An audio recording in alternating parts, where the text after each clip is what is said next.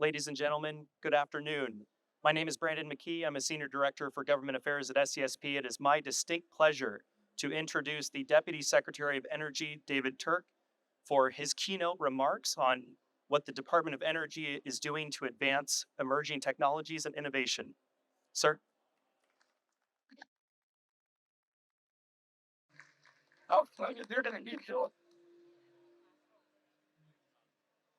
Thanks to our entire team here, our SCSP team, for organizing what a phenomenal event. Not just this particular session, which I hope will be a highlight for everybody, but just for having bringing everybody together so we get a chance to talk to each other and strengthen and up all our game and learn from each other as we go forward on this shared AI journey. Let me just start with two bits of context that I think are helpful, and I want to try to be very clear on this. One, this is an absolute make or break next few years for AI in our country. I know that's probably obvious to everybody who's participating in this event, but I think it's useful to just note how critical this particular moment in time is. We are in the United States fortunate enough to be the unquestioned AI leader right now in the world, on the public side, on the private sector side. But that's not guaranteed going forward. I think we should be honest with ourselves that there are others out there who are competing, and this is a competition. Chinese investments in AI are expected to reach $26 billion in 2026. Now we're already in 2024. 2026 is not that far off. So we are competing. We must compete. And in my opinion, we must win. We must be bolder. We must be faster with all we're doing from the private sector side. But I want to emphasize in particular from the public sector side, certainly at the Department of Energy, but in the US government more generally. Second bit of context I'd like to lay out for you all is our AI capabilities, private sector, public sector, are directly tied to our national interests. This has certainly been underscored to me in all our White House conversations and the way we go about business at our Department of Energy efforts on AI. And I'm talking national security, I'm talking economic security as well. And if we're going to be successful in these next few years, we've got to use all the tools in our tool belt and really invest in the capabilities going forward. Let me also note very clearly our Department of Energy, and I want to emphasize our 17 national labs. I see at least one of our national lab directors from Argonne National Lab, Paul Kearns, is in the audience. We are a AI powerhouse at the Department of Energy, thanks to investments from federal taxpayers for many, many years across our DOE complex. I've had a chance not only to visit Paul's lab, Argonne in Chicago, which is an AI powerhouse and doing so much at Argonne, but I've had a chance to visit Lawrence Livermore National Lab in California, Los Alamos Lab in New Mexico, and Pacific Northwest National Lab in Washington State. And I could go on and on. In fact, we have 13 of our national labs who are represented just at the conference here today. So we're coming from, at the Department of Energy, a privileged place, just as we are in the US more generally, in terms of having invested in AI, having invested in the infrastructure and the people for many, many years. But what we need to do, just like we need to do in our country, we need to invest and we need to step up. So that's exactly what we're here for. And I'm proud to announce a plan, a comprehensive plan, a bold plan in order for DOE to play its role, the role we need to play within the US government working with the private sector. We have now a comprehensive, bold, fast strategy. In fact, the name of the strategy is the FAST strategy. It stands for Frontiers in Artificial Intelligence and Science, Security, and Technology. Now, I snuck in two S's, so there's actually two S's in FAST as we lay out our acronym, just for some distinctive characteristics on that front. Let me run past the five-part strategy as I see it for this FAST proposal from the Department of Energy. Not only what we've done and what we've invested in, but even more importantly, where we're taking this capability, what we'd like to do working with all of you going forward. First side of things is the hardware, the compute power. We've invested, you all who are federal taxpayers have invested for years and years to build up our supercompute capability across our national labs. In fact, 4 of the world's fastest supercomputers, the fastest one right now, Frontier, are in our Department of Energy labs. That is a phenomenal resource. We also have always been and will continue to make at least some of those supercomputers we're not using for our national security purposes available for researchers in the scientific community. That is a core principle of what we do in the Department of Energy in our national labs, and we will continue partnering and looking for opportunities to, again, leverage that phenomenal capability. But we need to build on that capability and lean in even further. We need more investments. We need to lean in on the capability to make this available to more folks, to academics, to entrepreneurs, to companies, so that we can take advantage of this phenomenal resource going forward. I also want to say, and I'd be remiss at the Department of Energy not to talk about the need for increased efficiency in all our data centers and all our compute power going forward. We've made remarkable strides on this over recent years. In fact, at our flagship HPC facilities, we were able to drive a 200 times improvement in power efficiency just in a decade period of time. Right now, data centers, of which AI will be an increasing share, take up about 6% of our electricity in our country. We've done a number of runs modeling and what that looks like going forward. It's going to increase. It can increase pretty significantly. We've got to keep focusing on the efficiency of those data centers, not just at DOE, but more broadly. I also see another one of our lab directors, Kim Badula, over there in the back. Second part of our strategy is on the data side. DOE is the largest producer of unclassified and classified scientific data, not just in our country, but in the world. That is a phenomenal asset. You all know that data literally is the AI fuel that we need to invest in going forward. We have some of the world's most advanced scientific machines, from X-ray neutron scattering facilities to particle accelerators to genomic sequencers, all producing lots and lots of data. Under our FAST effort, we will make much of that data, aka the fuel for AI, available at scale. And of course, we'll use our classified data to work with other partners throughout the interagency to make sure we're doing our part to protect against those who would take ARM and use it for harm in our country and around our world. The third part of our FAST plan, and I think it's one of the two most important parts, is our workforce. We have such phenomenal talent in our national labs, in particular, 40,000 strong in terms of our scientific workforce. I mentioned that 13 of our national labs are represented here today. Many of those folks will be in and out of our DOE booth. And if you think we're not serious about AI, just take a look at our booth. If you've not already gone by there, there's quite a physical presence. I think it mirrors the presence that we have in AI and need to have in AI going forward. But I encourage you to talk to our lab directors, talk to the folks working in our lab. Let's make those connections going forward. The fourth piece of our plan, and I think this is also, along with workforce, one of the two most important parts, and that's partnership.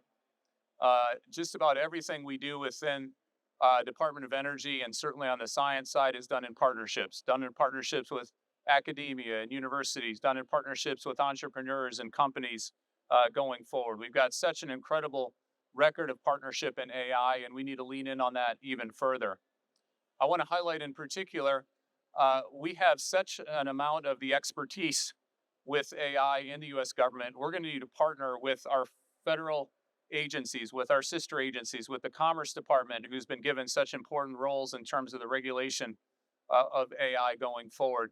But it's DOD, it's all others in the interagency that we need to partner. We need to bring these capabilities from the Department of Energy side. We also, of course, need to continue our partnership.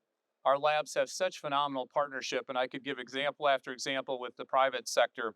We need to lean in on those partnerships. We need to help you all do what you need to do going forward and really create this AI innovation ecosystem like we've never done before. That's the only way we compete, and that's the way we'll succeed going forward in our country on the AI front. Lastly, and this is the fifth component, we literally have decades and decades of experience harnessing computing and advanced technology, including AI, for a whole range of missions, whether it's heating and cooling homes, conducting cancer research, mapping wildfires, and more. The data and the compute power help us develop and validate trustworthy AI models and systems, and this is such an important part of our FAST strategy going forward. Let me just conclude, and then I'll open it up if anybody has any questions or comments that folks would like to make or ask, with three examples of what we're talking about in terms of DOE being able to partner and help advance these areas. First of all, let's just imagine if we had a basic science AI foundational model like ChatGPT for English, but it speaks physics and chemistry, um, and one that understands molecular design and reads scientific papers and generates new hypotheses. Now, think about combining that with the kind of world class laboratory test facilities that we've got at our Department of Energy labs, and you'll get a sense of the incredible potential here. In fact, we're already leveraging that. We're already working with private sector partners, for instance, with Microsoft to design and test a battery that uses 70% less lithium and doing that innovation in a much compressed timeline, much shorter than we would if we weren't using AI as an absolutely critical piece of the innovation ecosystem, the innovation cycle. Second example is fusion. We had such phenomenal breakthrough at our lab out in California, Lawrence Livermore National Lab, on fusion ignition. For the first time, a scientific experiment where we're producing more energy than we're putting into it. That is a breakthrough, not just for the Department of Energy, not just for our national labs, but frankly, for our country and humanity as well. A lot of that was done with AI compute power, right? Using AI to make sure that we're validating that hypothesis, working through the physics piece of it. We're now interested and we're actually working hand in hand on fusion, including with private sector companies to try to use AI to shrink the timeline of which we can get fusion out there in our electricity grid as quickly as we possibly can. So let me just conclude with a big, big thank you for all of you for being part of this shared AI journey. We're eager on behalf of all of us at the Department of Energy, our national labs. Please visit our booths and get to know folks if you don't know some of our AI DOE folks over the next few days. Let's partner, let's sync up, let's shrink down the timelines that we all need to get this incredibly, incredibly important mission done. All right, with that, let me just see if there's any folks who have any comments or questions. We've got a few microphones. I think we've got maybe 4 or so minutes, so not a huge amount of time, but always eager in a transparent way. We work for you, and so we should be responsive to you and hear what's on your minds in real time. Any questions that we've got? Yeah, please over here.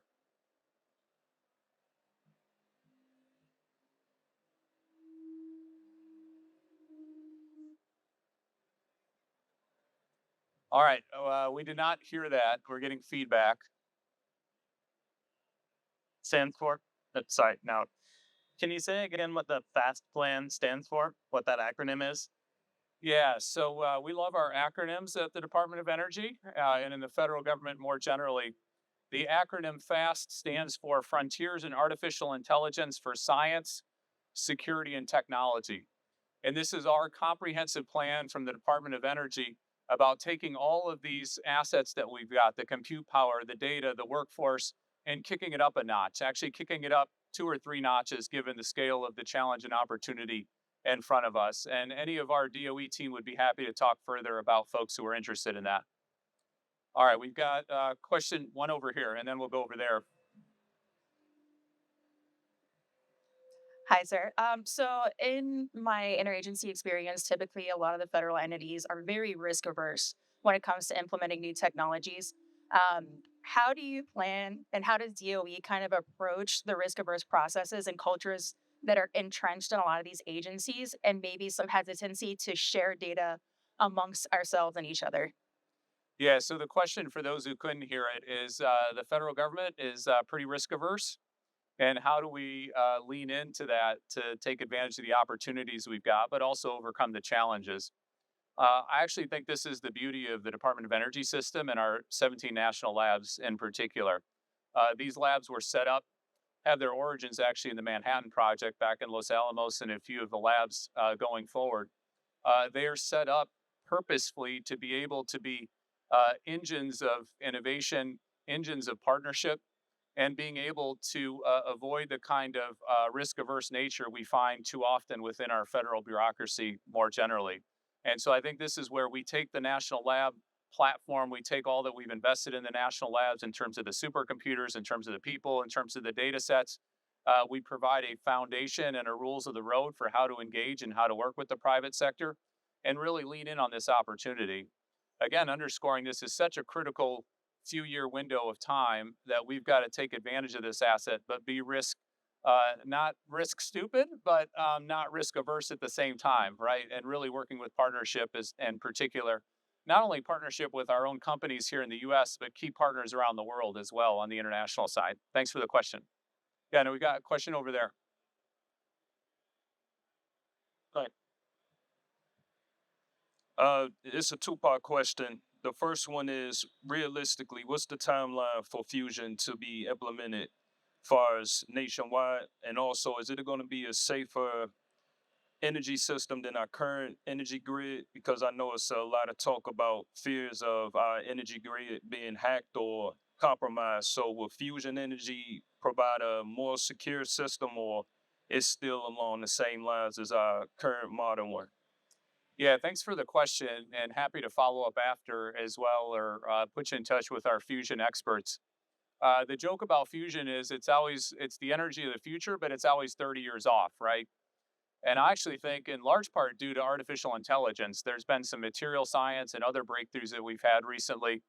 But I actually think we've got a shot at bringing fusion into the commercial realm within a decade.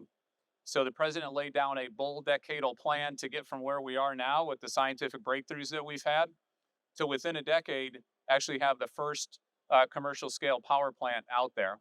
Now that's going to require an awful lot of work within this decade period of time. We've had $6.2 billion, over $6 billion of private sector investment in fusion. We've never had that kind of volume and some phenomenal talent that are working on these companies. We invest about 700 million a year as a Department of Energy on fusion at various national labs in partnership with the private sector. So I think we've got a real chance, and I think this is a great example of artificial intelligence and the compute power that we've invested in already getting us to the point where we've had positive ignition in a scientific experiment, but leveraging that, working with the private sector, taking advantage of the power that AI provides in order to get to the point where we have that as a viable, safe commercial technology. I won't get into the particulars, but fusion is very different from fission in terms of the waste products and other kinds of issues that we've got to deal with. But we're looking at enhanced geothermal. We're looking at offshore wind in our country for the first time at scale. So there's a variety of different technologies we're really leaning into from a clean, safe, affordable energies of the future. All right, I think my time is done. If anybody has a last question, we can squeeze in, but I don't want to overstay my welcome at the same time also. All right, let me just conclude with a big thanks for the partnership. Definitely check out the DOE booth if you haven't seen it already. I think it's the most impressive booth here in the whole hall, right? You see the big green round thing over there. So please head over there at some point while you're here for the next few hours. All right, thanks everybody.